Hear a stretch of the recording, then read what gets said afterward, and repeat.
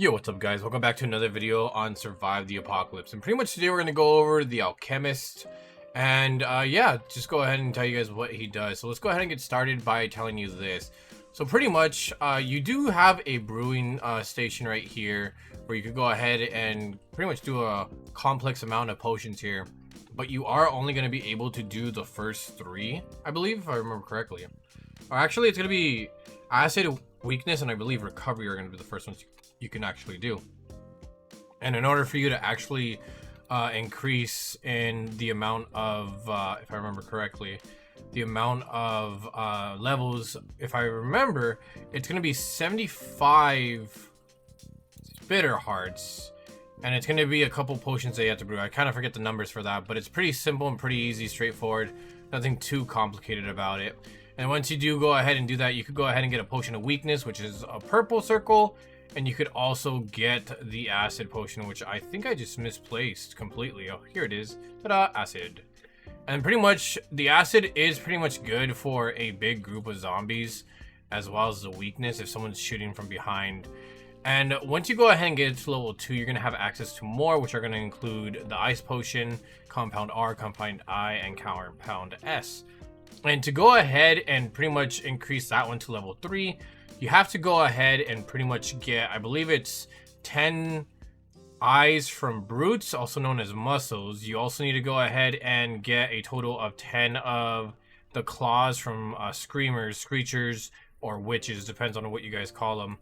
But yeah, that's pretty much what you're gonna need. And also you have to craft a total of 200 potions, which is something I won't forget about that, because obviously I did kind of forget the first one, but the second one took me a long time.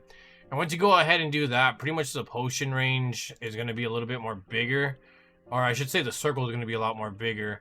And then when it comes to you actually coming with the compounds R's, I, or S, you're going to have a lot more longer duration. I believe it's by 30 seconds as well.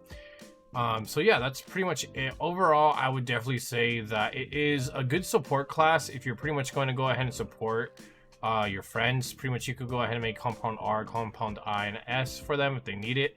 Obviously, I'm usually a frontline attacker, and usually if you are an alchemist, you're not really going to be a frontline attacker because you don't really have any buffs when it comes to defense, but you do and will be able to make the potions.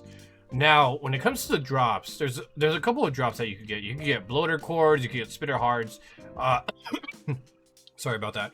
You can get rotten meat, I believe what it's called, if I remember correctly. Let me see if I can get one right now.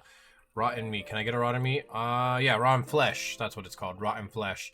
Aside from that, you could also get the brutes or muscle eyes, as well as the screechers, screamers, or witch claws as well. And just keep in mind too, like once you go down the line here, you're going to be able to see like what you could go ahead and get. So for example, acid potion is going to need a total of 6 flesh, 1 heart of the spitter. For weakness potion, it's going to be 7 rotten flesh. Bloater is going to be 2 of its cores. Ice potion is going to be rotten flesh, bloater cores, and a tainted steel, which you can get from the ones that have shields. And let me go ahead and just clear this out a bit, just because we do have a couple of things here. And just to go back and just look at like what I was just talking about right now, because I think everything's behind me. It's going to be 8 of the flesh, 2 of the cores, and 2 steel. Going to the recovery potion, which is probably one of the more better ones to go ahead and use. I think I'm about to die right now. Yep, looks like I'm dead. No, I'm alive. Haha! Oh, I jinxed it.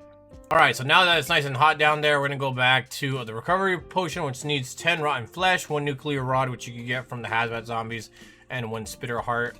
Compound R is going to be 3 screamer claws and 8 hearts from the spitter.